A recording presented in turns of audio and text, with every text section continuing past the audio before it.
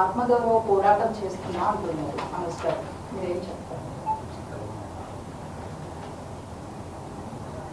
ప్రేమతో గెలవాల్సింది రచ్చబెట్టుకుంటే ఎవరు గెలవలేరండి. Only things can be won by love. నాన్నగారేంటో ఆయన మనస్తత్వం ఏంటో ప్రతి ఒక్కరికి తెలుసు. అంటే నాన్న చిన్నప్పటి నుంచి నన్ను చాలా ఇష్టంగా ప్రేమగా చూశారు, కేవలం మీ వల్ల మాత్రమే ఇదంతా కూడా జరుగుతుంది అని ఆరోపిస్తున్నారు. మీరు శత్రువుగా చూస్తున్నారు, తమ్ముడుగా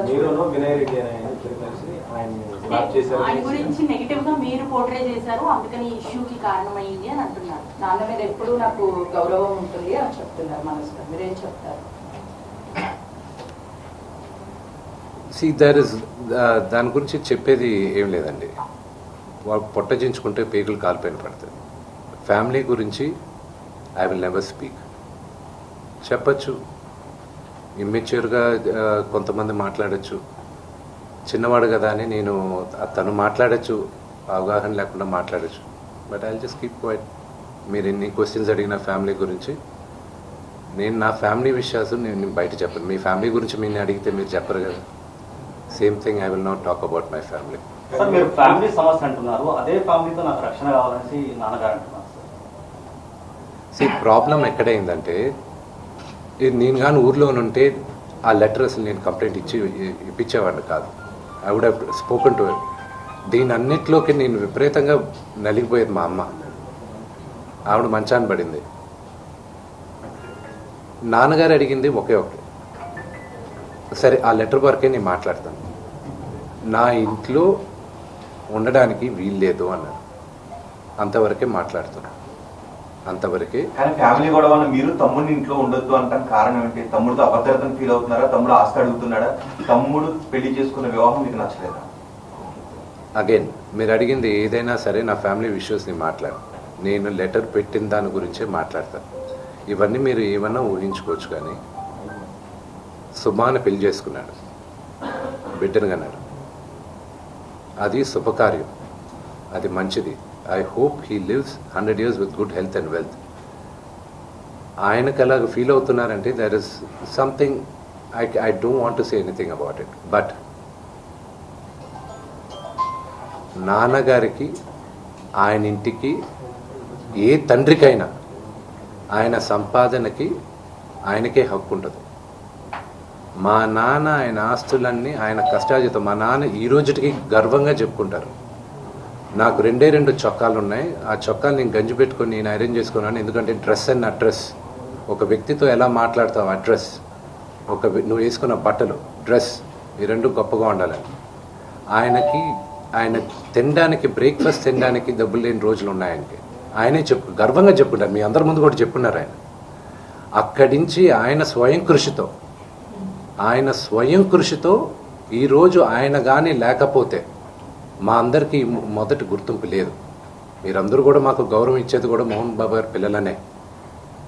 ఇప్పుడు ఆయన లేకపోతే మేము లేవు. ఇప్పుడు ఇట్ ఈస్ అన్ఫార్చునేట్. ఇప్పుడు ఆయన ఈరోజు నువ్వు నా దగ్గర ఉండడానికి వీల్లేదు అన్నాడంటే ఆయన ఇంట్లో, నేను ఉండడానికి నాకు హక్కేముంది? నేను కానీ, మా సోదరి కానీ, నా సోదరుడు కానీ మేమందరం బయట ఉండేవాళ్ళం. నేను బయట ఉంటున్నాను, సపరేట్ ఉంటున్నాను. ఈరోజు నేను జాయింట్ ఫ్యామిలీని నమ్ముతాను. నాకు ఉమ్మడి కుటుంబం ఇష్టం. కొంతమందికి న్యూక్లియర్ ఫ్యామిలీ ఇష్టం, అది తప్పు లేదు, ఎవరి అభిప్రాయాలు వాళ్ళవి. ఇప్పుడు నాన్నగారికి పలానా వ్యక్తి ఇంట్లో ఉండడం ఇష్టం లేదు, నా ఇల్లు ఇది వద్దు అన్నప్పుడు ఆ మాటకి గౌరవం ఇవ్వాలి, తండ్రికి గౌరవం ఇవ్వాలి. లీగల్గా ఎన్ని రైట్స్ ఉన్నా లేకపోయినా నేను నమ్మేది 4: మాతా, పిత, గురువు, దైవం. ఈ 4 కానీ మనం మర్చిపోయామంటే మనకి జంతువులకి డిఫరెన్స్ లేదు. తల్లిదండ్రులని రెస్పెక్ట్ చేయని వాళ్ళు ఏ రోజు దేవుడు కరెక్ట్గా చూడండి. మనోజ్ మోహన్ బాబు గారిని రెస్పెక్ట్ చేయట్లేదా? తల్లిదండ్రులను రెస్పెక్ట్ చేయట్లేదా? Action speak louder than words అండి.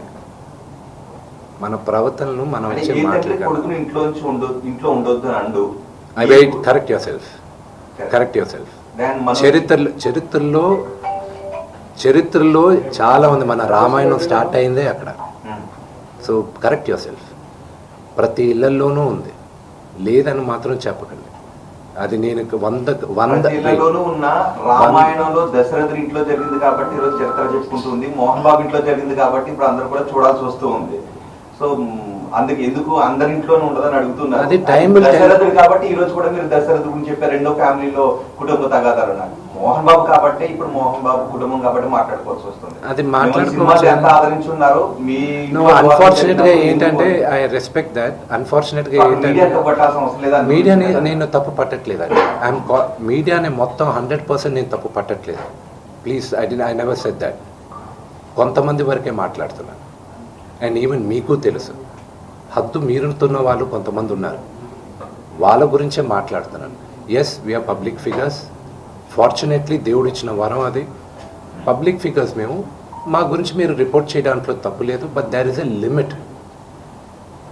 సిపిఐ నారాయణ గారే నిన్న ట్వీట్ చేశారు. ఆయన ఏమన్నారు?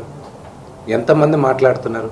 ఆఫ్ కోర్స్ స్వలాభం కోసం కొంతమంది రాజకీయ నాయకులు ఏదన్నా మాట్లాడచ్చు, కానీ మెజారిటీ ఆఫ్ దెమ్ ఎందుకు కొంతమంది ఇంత ఓవర్ యాక్షన్ చేస్తున్నారని వాళ్ళే అంటున్నారు. పెద్దలేగా వాళ్ళందరూ, సొసైటీలో గౌరవించదగ్గ వాళ్ళే కదా.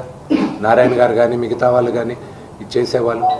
మీ ఎథిక్స్ మీకు ఉన్నాయి, వాళ్ళ గురించి నేను మాట్లాడట్లేదు. ఐ రెస్పెక్ట్ 90%, 95% వాళ్ళకి నేను రెస్పెక్ట్ చేస్తున్నాను. ఆ అతిక్రమించే వాళ్ళకి రిక్వెస్ట్ చేస్తున్నాను, మీకు ఫ్యామిలీస్ ఉన్నాయి, do not it is unfortunate. See, I have a father, okay, he 70 years old. ఆయన హెల్త్ నాకు ఇంపార్టెంటే కదా. కొడుకుగా నేను చేయాల్సిన ఫస్ట్ బాధ్యత ఏంటి? నా ఫాదర్ మదర్ని నేను చూసుకోవాలి. That is what my first concern is.